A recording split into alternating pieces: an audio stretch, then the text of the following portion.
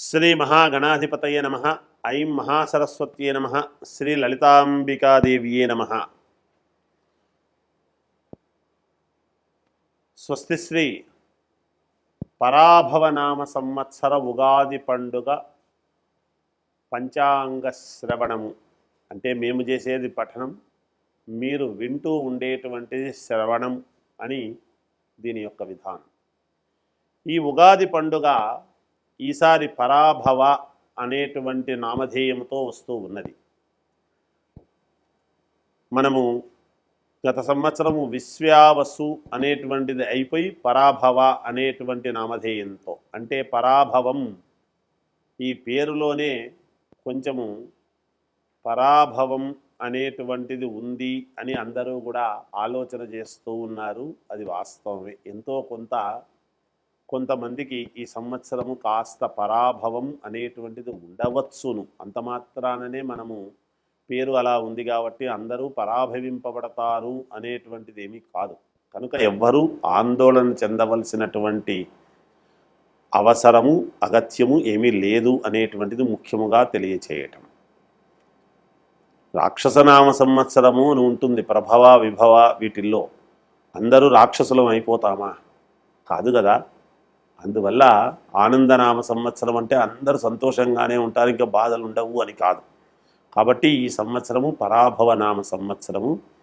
ఏదో పేరు అలా ఉంటుంది కానీ ఎవ్వరూ ఎక్కడ ఆందోళన చెందాల్సినటువంటి అవసరము ఏమీ లేదు అనేటువంటిది ఒకటైతే, ఇక ఈ సంవత్సరము రాజు గురువు అయినాడు. గురుగ్రహం అంటే గురు భగవానుడు రాజు అయినాడు. కుజుడు మంత్రి, చంద్రుడు సైన్యాధిపతి, గురుడు సస్యాధిపతి, బుధుడు ధాన్యాధిపతి, చంద్రుడు అర్ఘ్యాధిపతి మేఘాధిపతి, రవి రసాధిపతి, శుక్రుడు నీరసాధిపతి అయినాడు. ఇక్కడ విశేషము అనేటువంటిది ఒకటి చెప్పుకోవాలి. ఎందుకంటే గురువు రాజవడం అనేటువంటి దాని వలన ఏమిటి అంటే, గురుగ్రహము గనక ఎవరి జాతకాల్లో అయితే అద్భుతముగా ఉంటుందో, యోగవంతముగా ఉంటుందో, అద్భుతముగా వాళ్ళ యొక్క జాతకము మహాద్భుతముగా ఉండబోతుంది అని ఒకటి మనం అర్థం చేసుకోవాలి. ఇంకొకటి కుజుడు మంత్రి. కుజగ్రహం ఎప్పుడైతే మంత్రి అయినాడో మంత్రాంగము అనేటువంటిది వింటూ ఉంటాం మనం. అంటే భూముల యందు కానీ, ధనము యందు కానీ, కుటుంబము యందు కానీ, వివాహ కళ్యాణాలు ఇవన్నీ వీటి శుభకార్యాల యందు కానీ, అలాగే కోర్టు వ్యవహారాల యందు కానీ, రక్షక భటులు పోలీసు వ్యవస్థ యందు కానీ చాలా తెలివిగా ఆలోచనలు చేసేటువంటి విధానము ఉంటుంది. అలాగే మళ్ళీ గురుడు సస్యాధిపతి, బుధుడు ధాన్యాధిపతి, చంద్రుడు మేఘాధిపతి అన్నాడు. చంద్రుడు మేఘాధిపతి అయినటువంటి దాని వలన పంటలు చాలా సజావుగా సస్యశ్యామలముగా పండే అవకాశము ఉన్నది అనేటువంటిది మనం అర్థం చేసుకోవాలి. ఎందుకు? మనఃకారకుడైనటువంటి చంద్రుడు మేఘాధిపతి, అర్ఘ్యాధిపతి అయినటువంటి దాని వలన రైతులందరూ కూడా మానసిక సంతోషముతో ఉండటానికి మేలు జరుగుతుంది అనేది అర్థము చేసుకోవాలి. ఇక నవనాయకులలో 7 ఆధిపత్యము శుభగ్రహాలు ఉన్నాయి, 2 పాపగ్రహాలు మాత్రమే ఉన్నాయి. ఇక్కడే తెలుస్తూ ఉన్నది ఈ సంవత్సరము అద్భుతమైనటువంటి యోగము ఎలా ఉండబోతుంది అనేటువంటిది. 9 గ్రహాలలో నవనాయకులలో 7 ఆధిపత్యము శుభగ్రహాలు ఉన్నాయి. ఇంకా అర్థం చేసుకోండి, మీకే తెలుస్తుంది. దీనివలన కేంద్ర రాష్ట్ర ప్రభుత్వాల యొక్క సత్సంబంధాలు అత్యద్భుతముగా ఉండబోతూ ఉన్నాయి, ఇంకా చాలా మెరుగుపడతాయి అనేటువంటిది అర్థమవుతూ ఉన్నది. గోష్ఠాప్రాపకుడు, గోష్ఠా బహిష్కర్త ఈసారి గోపాలకృష్ణుడు. అంటే పశువులు, పాడి పంట అనేటువంటివి సమృద్ధిగా ఉంటాయి, పాలకు మంచి గిరాకీ వస్తుంది అనేటువంటిది తెలుస్తూ ఉన్నది. అలాగే గడ్డికి కూడా ధరలు పెరుగుతాయి అనేది అర్థమవుతూ ఉన్నది. రైతులకు ఈ సంవత్సరము చాలా అంటే చాలా బాగుండబోతున్నది అనేటువంటిది సుస్పష్టమవుతూ ఉన్నది. పంటలు 7 శుభగ్రహాలు అయినటువంటి దాని వలన దేశానికి వెన్నెముక అయినటువంటి అందరికీ ఆహారాన్ని కుల మత జాతి భేదాలు ఏమీ లేకుండా, ఎటువంటి భేదాభిప్రాయం లేకుండా అందరికీ ఆహారాన్ని పండించేటువంటి రైతులకు చాలా యోగవంతముగా ఉండబోతూ ఉన్నది. పంటలు బాగా పండుతాయి అనేది అర్థం చేసుకోవాలి. అంతేకాకుండా ఈసారి ఈ ఒక్క ధాన్యానికి మాత్రమే విలువ ఉంటుంది అని అనటానికి లేదు, అవకాశము లేదు. సర్వధాన్యాలు పండే అవకాశము ఉన్నది. అన్ని రకాల ధాన్యాలు కూడా యోగవంతముగా పండుతాయి, మేలు జరుగుతుంది అనేటువంటిదే ఉన్నది. ఇక 12 జూలై 2026 నుండి 12 ఆగస్టు 2026 వరకు గురుమౌఢ్యమి, 15/10/2026 నుండి 25/10/2026 వరకు శుక్రమౌఢ్యమి అనేటువంటివి ఉన్నాయి. అలాగే 2 జూన్ 2026 నుండి ఉదయం 11:58 గురువు కర్కాటక రాశిలో ప్రవేశించుట వలన ఇది 14/6/2026 వరకు యమునా నది పుష్కరాలు అంటున్నాం. యమునా నది అంటే ఎంతో మహోన్నతమైనటువంటిది అనేది అర్థం చేసుకోవాలి. ఎందుకు? రాధాదేవి కృష్ణుడి కోసము యమునా నదీ తీరములో ఎదురు చూస్తూ ఉన్నది అనేటువంటిది. అటువంటి యమునా నదిలో గనక మనము ఎప్పుడైతే మనము ఈ పుష్కర సమయములో స్నానము చేసినామో భార్యాభర్తల గొడవలు కానీ, ప్రేమికుల యొక్క ఇద్దరి మధ్య ఉండేటువంటి ఆ అరమరికలు కానీ, అలాగే తల్లి కొడుకు, తండ్రి కొడుకు, అలాగే భార్యాభర్తల యొక్క ఇది అలా అందరికీ కూడా ప్రేమలు పెరుగుతాయి. రాధాదేవి యొక్క ప్రేమ కృష్ణుడి మీద ఎలా ఉంటుంది? అది స్వచ్ఛమైనటువంటి ప్రేమ. రాధాకృష్ణుల యొక్క ప్రేమ అత్యద్భుతమైనటువంటి ప్రేమ. అటువంటి ప్రేమ అనేటువంటిది మూలమైనటువంటి ఒక పాట కూడా ఉన్నది. యమునా నదిలో నల్లనయ్యకై ఎదురు చూసినది రాధ అనేటువంటిది మనము వింటాము పాట. అందువలన అటువంటి యమునా నది పుష్కరాలు అనేటువంటివి రాబోతూ ఉన్నాయి. ఈ పుష్కరాలు అందరూ కూడా దాంట్లో పుష్కరాలు సందర్భముగా స్నానం ఆచరించి మీ యొక్క మనస్సుకు సంతోషము అనేటువంటిది కలిగించుకుందురుగాక.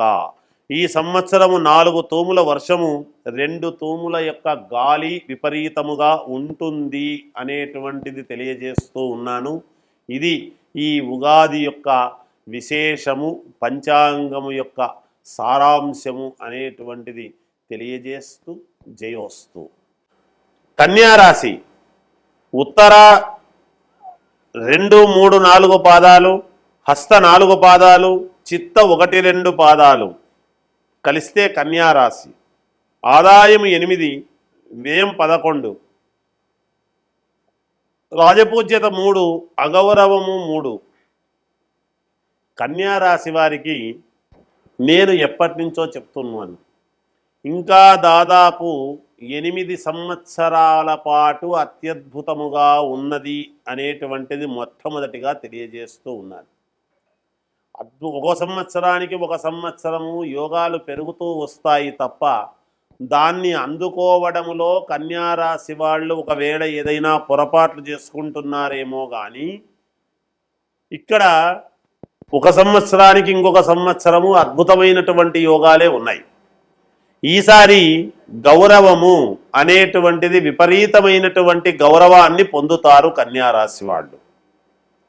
అలాగే విపరీత రాజయోగం, రాజకీయాలలో ఉండేటువంటి వాళ్లకు మంచి యోగము పడుతుంది.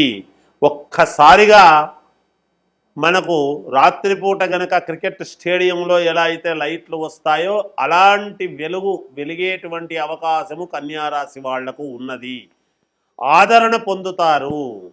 అంటే నిరాధారణకు గురై వీడేముందిలే ఏం చేస్తాడులే అని వదిలేసినటువంటి వాళ్లకు, ఆ రాశి వాళ్లను మళ్ళీ ఆదరణ అనేటువంటిది పొందటం అనేది జరుగుతుంది.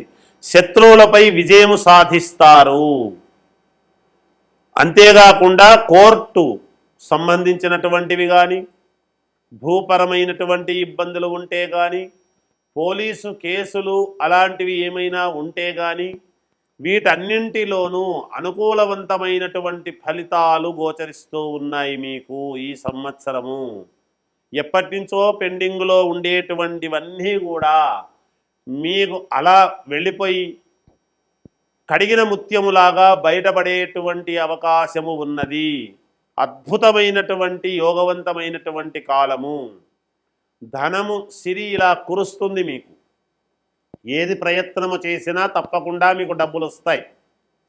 అలాగే గతంలో మీరు పోగొట్టుకున్నవన్నీ కూడా మరిగి తిరిగి సంపాదించుకునేటువంటి అవకాశము మూలముగా ఏర్పడుతూ ఉన్నది ఈ సంవత్సరము.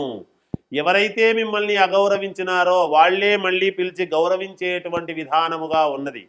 ఎవరైతే మిమ్మల్ని అనుమానించినారో మళ్ళీ వాళ్లే మాది పొరపాటు అని చెప్పి మిమ్మల్ని పిలుచుకునేటువంటి అవకాశము ఉన్నది. అయితే మీరు కూడా దానికి తగ్గట్టుగా నడుచుకోవాలి సుమా. అంటే ఇంక నన్ను పిలిచారు కదా, మళ్ళీ ఇది నాకు ఉంటుంది కదా అనేటువంటి తొట్టుపాటుతనం ఎక్కడా కూడా పనికిరాదు. ఎందుకంటే కన్యారాశి వాళ్ళు సాధ్యమైనంత వరకు ఎలా ఉంటారు అంటే, కోపం వచ్చినా అంతే, ప్రేమ వచ్చినా అంతే ఉంటారు. నాకు తెలిసినంత వరకు అలాగే ఉండి జాగ్రత్తగా చేసుకుంటారు అని అనుకుంటూ ఉన్నాను. రుణబాధలు తీర్చుకుంటారు, తప్పకుండా రుణాలు అనేటువంటివి తీర్చేస్తారు. 100% తీరుస్తారు ఈ సంవత్సరం.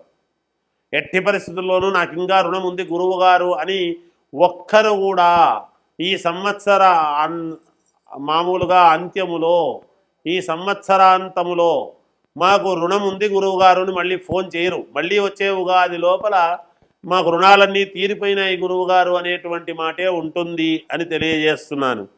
లోన్లు శాంక్షన్ అవుతాయి, పెద్ద పెద్ద లోన్లు శాంక్షన్ అవుతాయి. మీకు శారీరక శ్రమ అనేటువంటిది ఉంటుంది, బాగా తిరుగుతారు.